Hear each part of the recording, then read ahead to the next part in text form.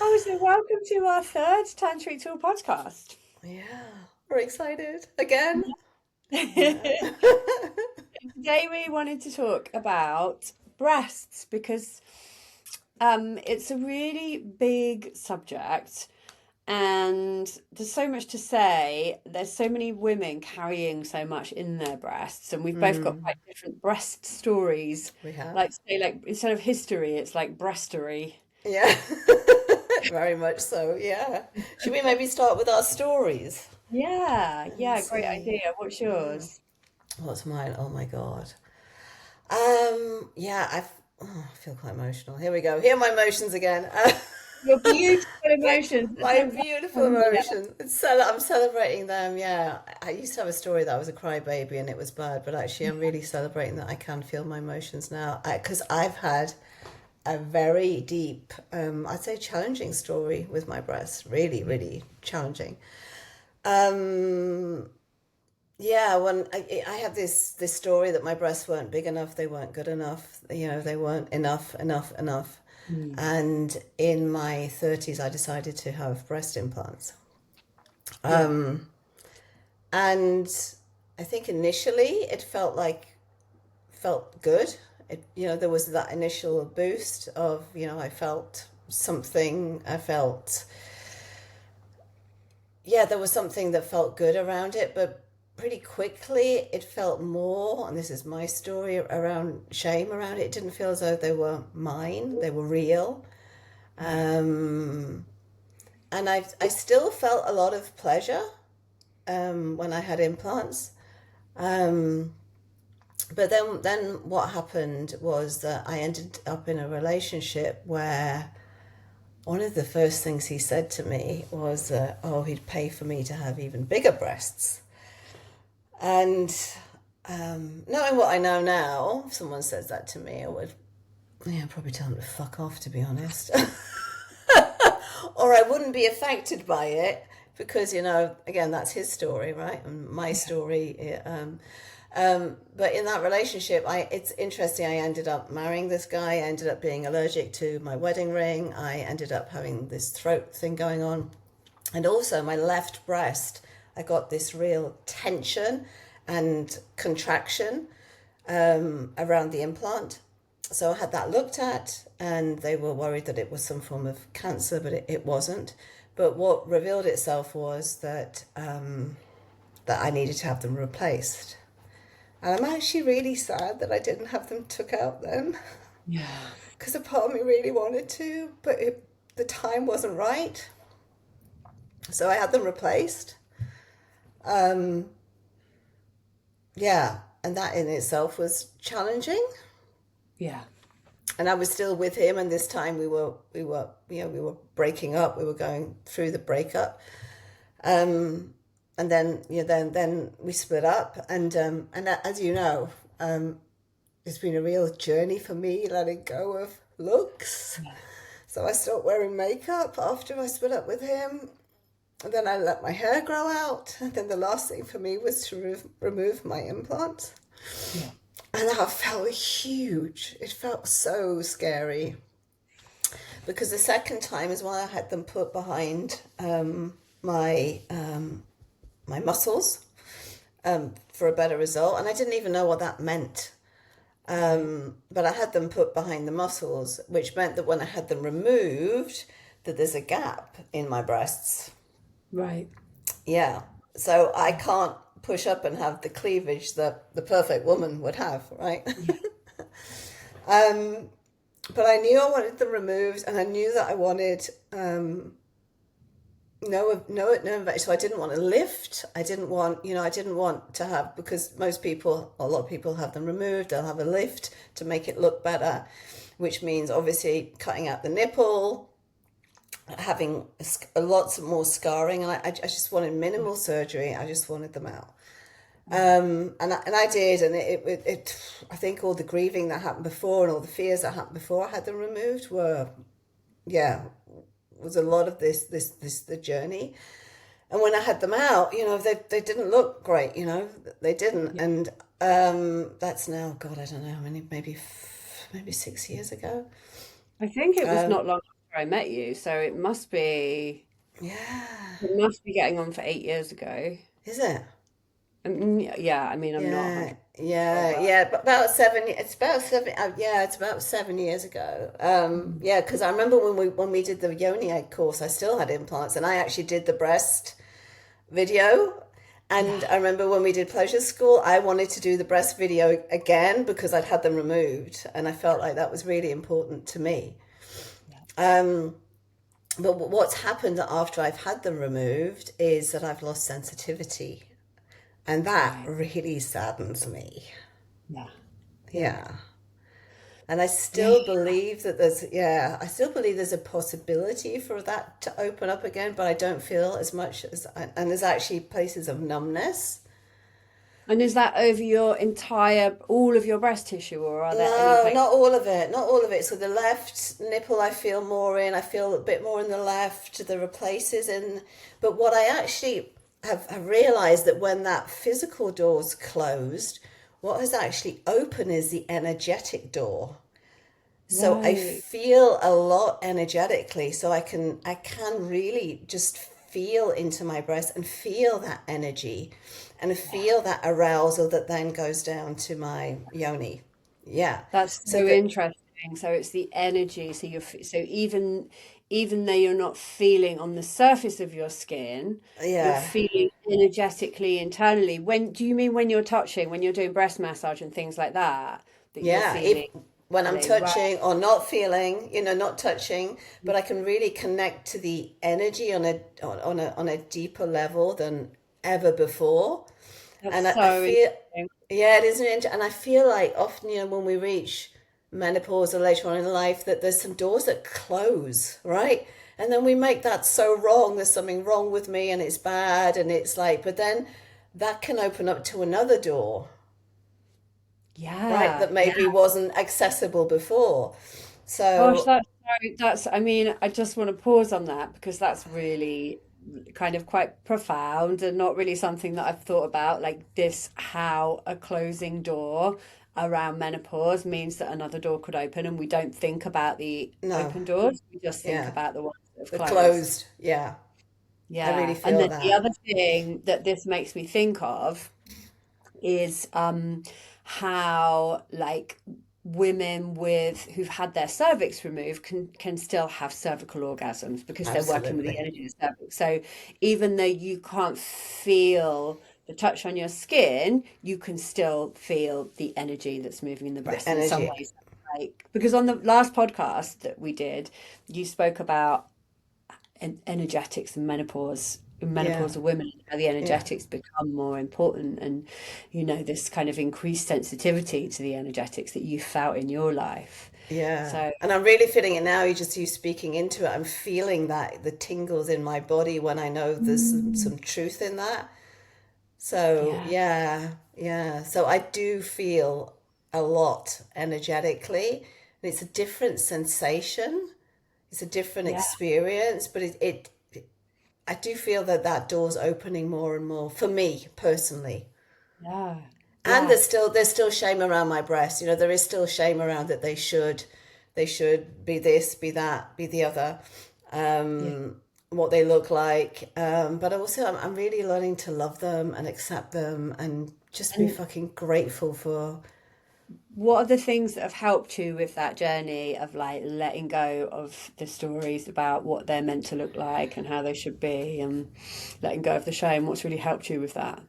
Is to know that those stories are not true. Yeah, They're not true. Again, we talked a lot about this, that this isn't like it's a journey. It's a journey of knowing in my heart it's not true, yeah, knowing that it's not, and having compassion for what my body can and how beautiful she is in so many ways, and looking at her as well. If we look up, I'm looking at my breasts or massaging my breasts, even in the shower, just putting some oil on and just thanking my beautiful breasts, and all these little things they just add mm, up to loving, yeah. loving myself more. Yeah. Yeah. And I feel like because we're so hypercritical of our own bodies, I feel, and like I was saying this to someone the other day, like I've never looked at a naked woman's body and thought, oh my God, that's disgusting. In the same way that I Yeah. have looked at my own body and thought and had those thoughts. And like when I look at a naked woman's body, I see like beauty and like no matter what the size or the shape or what the breast, like I just see this beauty, like like Mm. hypercriticism isn't there, and that's been part of my journey, is like trying to learn to see myself through those same eyes, and like Eyes. get rid of not get rid of, but just be aware of the tendency to lean in towards criticism when I'm looking at my own body. And Yeah. then it really helps me looking at other women's bodies and seeing the beauty in all of the different shapes and sizes and varieties. And yeah, Yeah, no, that resonates because when, I do like sister workshops as well, where we'll maybe work on breast could be an area. And for a lot of people, it's like, it's quite scary. It's like, oh, there's this sort of resistance. But actually, when we get together and we are there and we're naked or we're topless and, there's all these different breast sizes, it feels normal and natural. And yeah, as you say, it's like, we're just like, wow, how yeah, amazing are you? No matter whether you've got big, small, saggy, whatever. It's just, there's yeah, something in us yeah, that yeah. knows that we're all beautiful and perfect as we are. Yes, But and it yeah, really comes up in these kind of, when we're there together, I find yeah, when we're yeah, in circles of women witnessing one another, this yeah, celebration of one another can be yeah, really present. yeah. And one of the things that I've noticed in holding women in this journey of like connecting with their breasts and connecting with the stories that they're carrying in their breasts, like as I've done this, it's like how fucking much we all are carrying Mm, in this part of our body, and because we focus a lot on the yoni because we carry so much there, right? And yeah, we yeah, and it's also in the breasts, like so many. It's like this, we've got like our hands, and our hands are kind of like fairly neutral. They're not carrying loads of like cultural baggage, no, but the breasts, they're this like first part of our, like our visible development into woman. mm, And mm-hmm, as we're teenagers, so many of us have like um received unwanted attention in yeah, our breasts, or like, immediately started feeling the not enoughness, like, or yeah, the too muchness, mm-hmm, this like, oh, they're too big or they're not big enough. yeah. Um, Yeah. And the yeah, sexualization of breasts as well, them being sexualized and objectified. and Yeah, the and it's the and the whole contradiction of like, um, seeing breasts are used to sell, yeah. they used to sell, they used to seduce. We even call them our assets. Mm-hmm. And then at the same time they're being shamed for women who Yeah. like sexualize their breasts and show their breasts. So like again, this like this place where you cannot win. You are too much or not enough, Yeah. or there's this place where you're meant to be just right, just perfect in some way, and it's so difficult It's to be. impossible.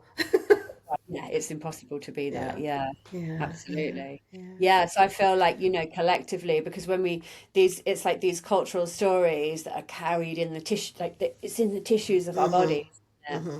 It's Yeah. like physically there, and it's in the tissues of our bodies now. It's kind of like, especially with the fear, the cultural fear around breast cancer, which is so rife, like there's like Mm, this very kind of rational fear of like breast cancer, especially if it's in the family line. yeah. And it's like this, it's kind of like culture wide. So there's a lot of fear that we're carrying here as well, right? Mm-hmm. Mm-hmm. Yeah. There's a lot. There's so many emotions there. Yeah. Yeah. Yeah. Do you want to share your story? Yeah. Yeah. I mean, there's like, I kind of grew up in the toxic soup of our of my school life, in a sort of mixed comprehensive, where like it was like part of just the way it is, like girls' breasts are fair game for being like talked about, um discussed, whether they're like too big or too small, or bra straps pinged, or but and at the same time also feeling, I remember when I first developed breasts, also there's a pride as well, like Mm.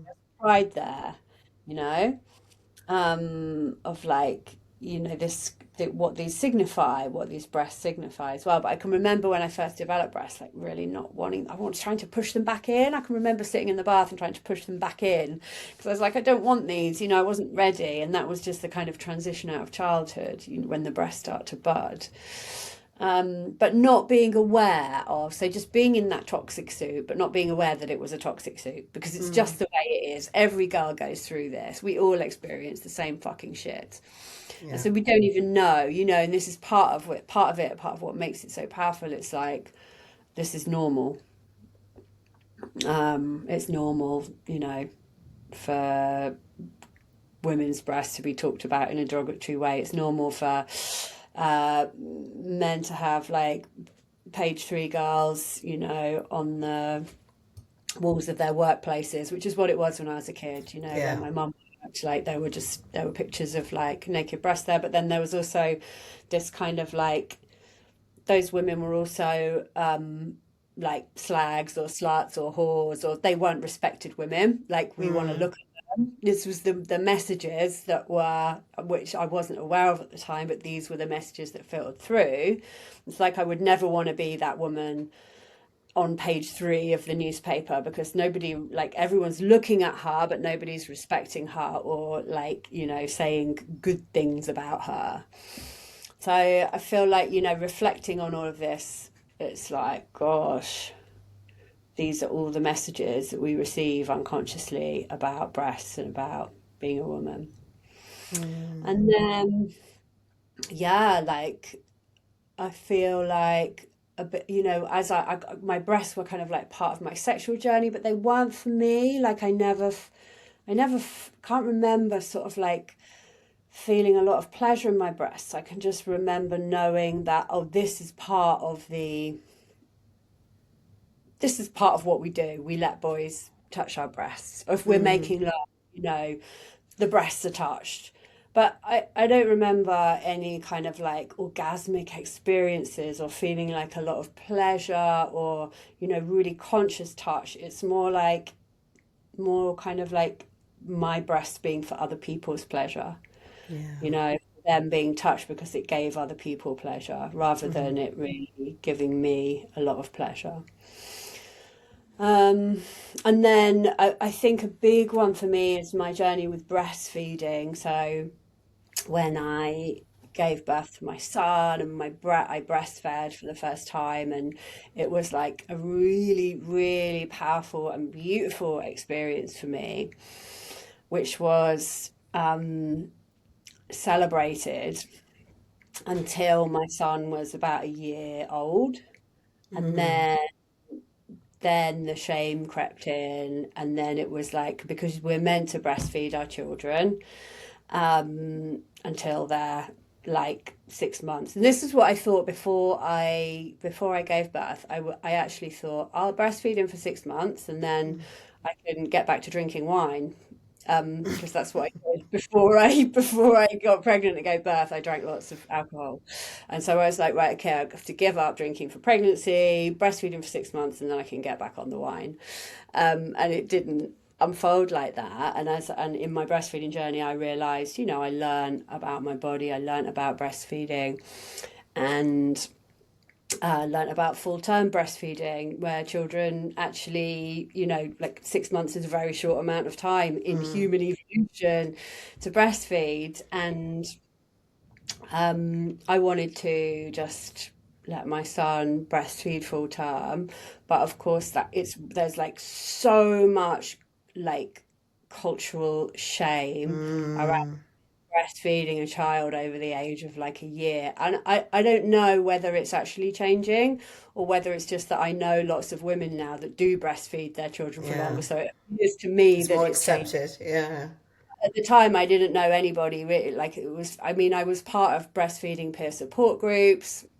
Like, I trained as a breastfeeding peer support worker, like supported other women to breastfeed. I supported in the hospital, and I was part of I was a breastfeeding supporter at an they call it extended breastfeeding, which I'm not okay with because it's like it kind of makes it like it's extended, but it's Yeah, really yeah, the word itself doesn't make sense. Yeah, yeah, it's like you're extending it beyond what it should be when, yeah. you know.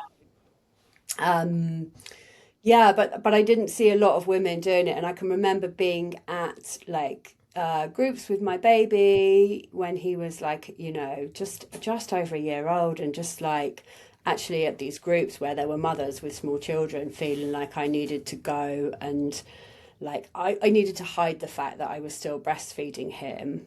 Mm, And like I could feel a lot of emotion coming up with that. It's like, mm, you know, even in that group of like mothers and babies, mm. it's like this isn't normal and it's not, you know, it's something to feel Yeah.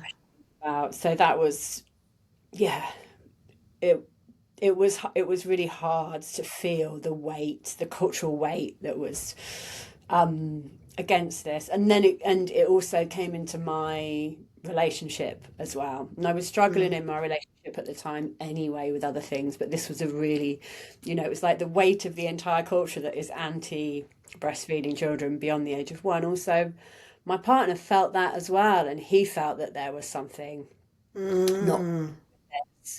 And so that had a huge impact on our relationship and was a big kind of part of the breakdown of our relationship, you know.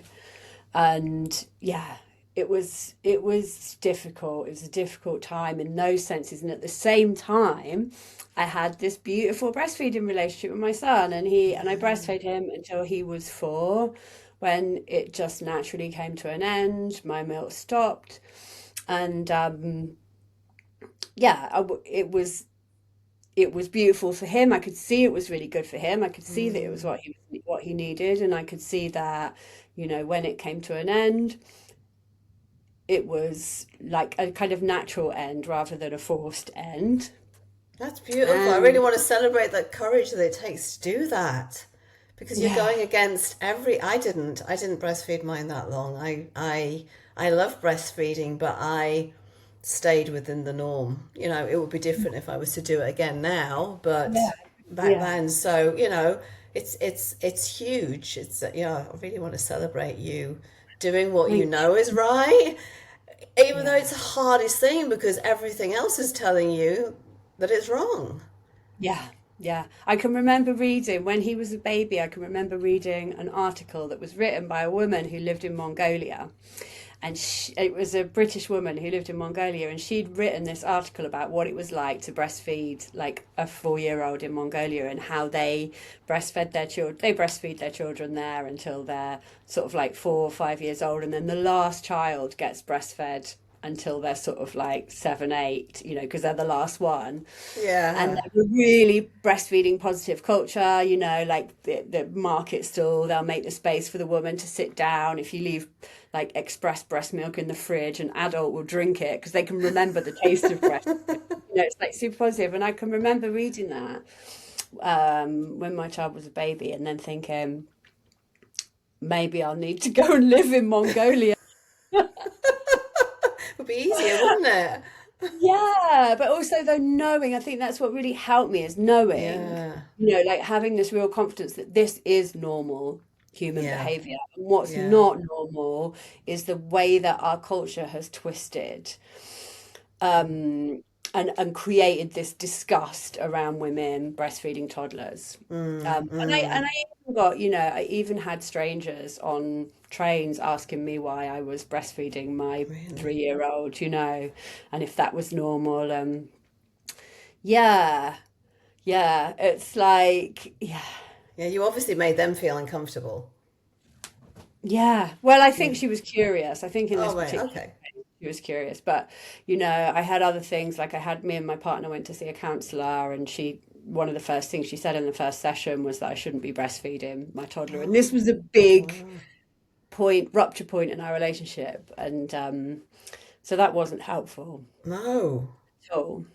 Wow. So, And yeah. so how did you feel about your breasts sexually when you were feeding? So Breastfeeding? I mean, when I stopped breastfeeding, I, like a few months after that, I really felt my sexual energy come back in. So for Mm, me, I'm not saying this is true for everyone, but for mm-hmm. me, there was a definite connection hormonally, Yeah.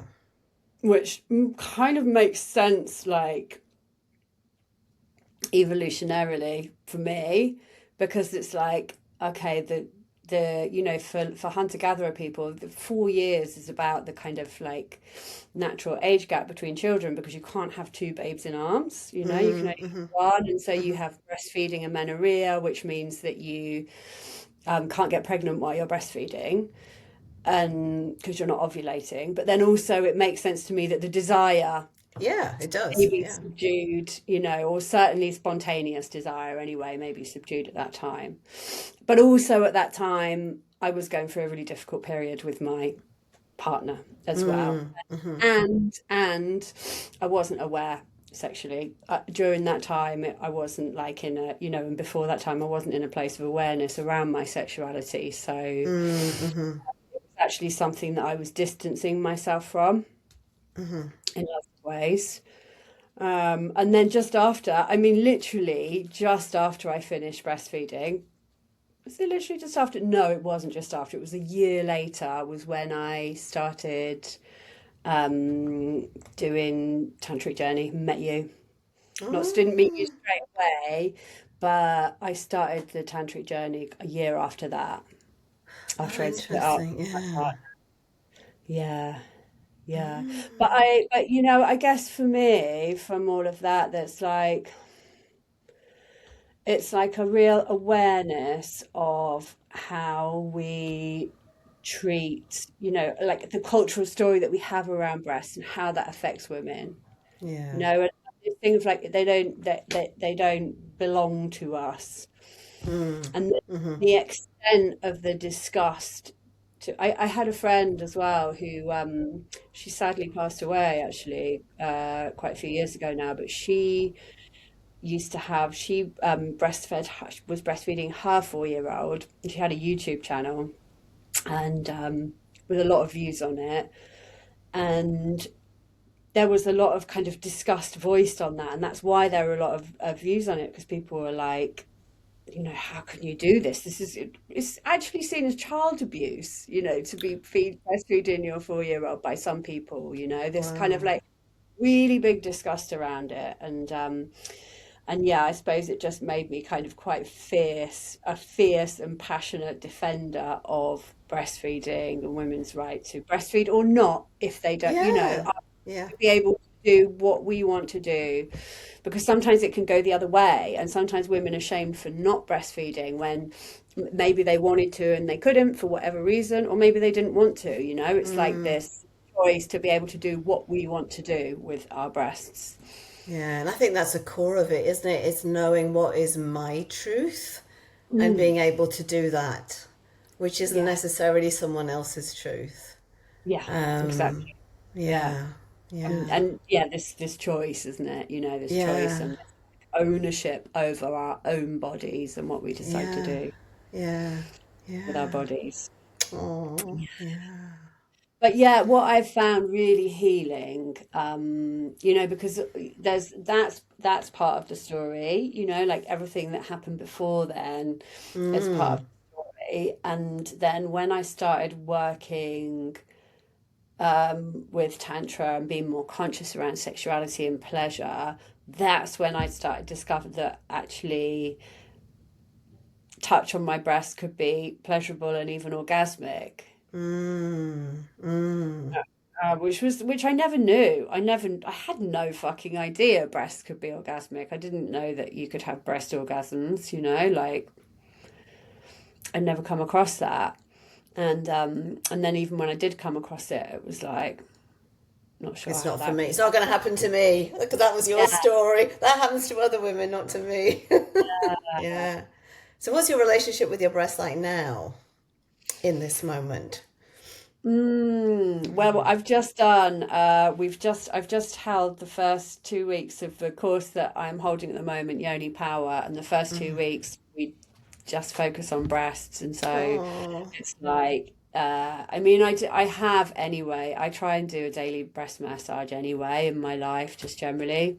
It's kind of like part of my, in the morning, just nurturing Mm, myself, massaging my breasts, um, from a place of nurturing, It's like not, mm, uh, I want it to feel nice, but it's not necessarily like sexual.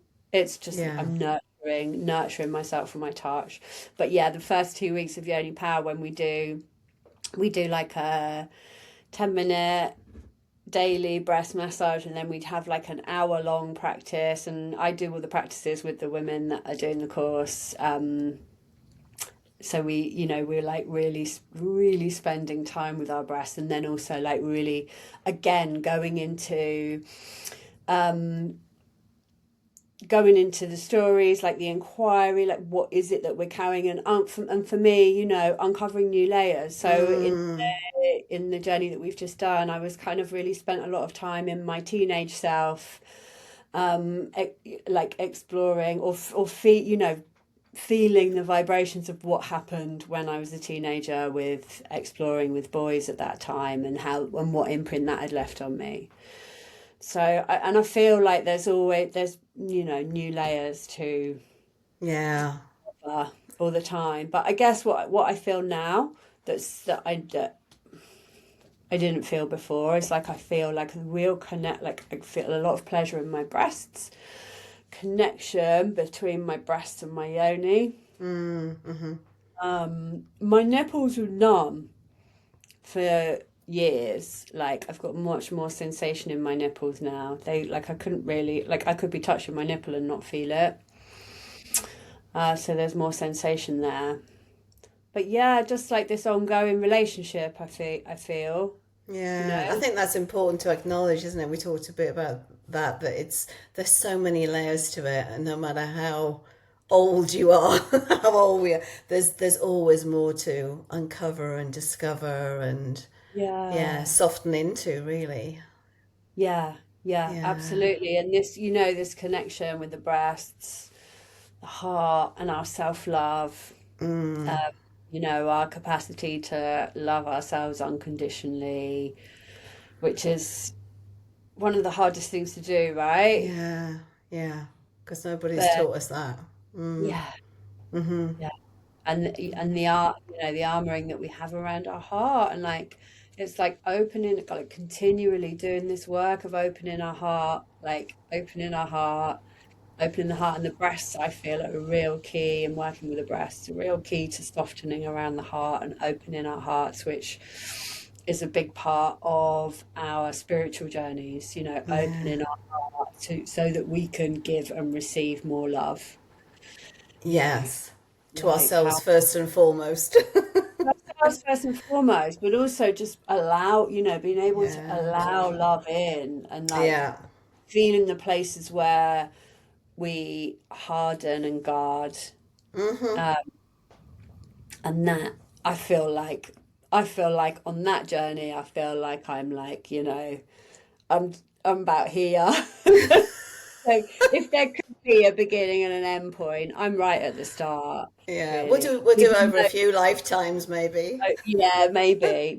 And that's okay. And that's really Yeah. okay. Yeah. But it's like I feel like it's such a kind of like um unconscious thing that we don't even know that we're doing, Yeah. like I protecting feel that ourselves. too. We don't Yeah. know what we it's so precious. Just Yeah. Yeah. I recently had a lung infection, which I feel like that was really connected to the heart and the breasts as well. And actually I had a cough for 6 months before that, before it came into the lung infection, and I know that the cough was initially a fuck off cough because it was it was me, giving too much and and being too amenable and all this sort of stuff, and then what then revealed itself, I feel like, was this deep conditioning of actually putting others first, not being able to fully receive, yeah. and there's so many layers to that. So let's Mm. celebrate the continuous ongoing journey, shall we, my Yeah. love? And And I just wanted to say as well, it just came up was like because your podcast that you have your podcast outside of this podcast, which is called the Tender Heart Tender Podcast. heart.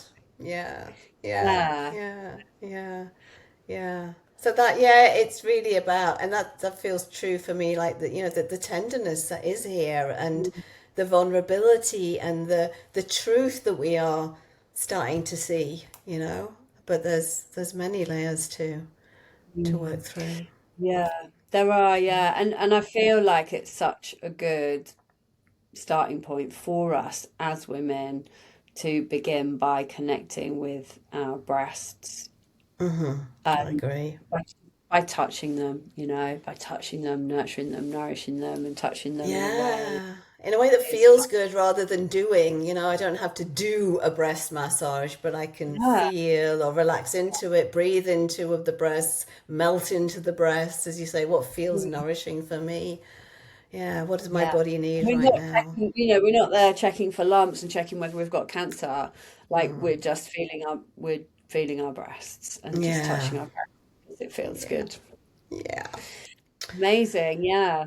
And we have lots about that in our courses as well, don't we? yeah, Because we it's an do. important part of the yoni egg work and the pleasure school that Absolutely, we do. So yes. breath massage and breast touch is part of those journeys, isn't it? Absolutely, an important part. Mm. Mm. Thank you so much.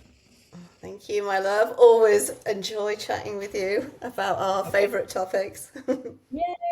Yay. Well, we'll see you all next time. Absolutely. Lots of love. Mwah.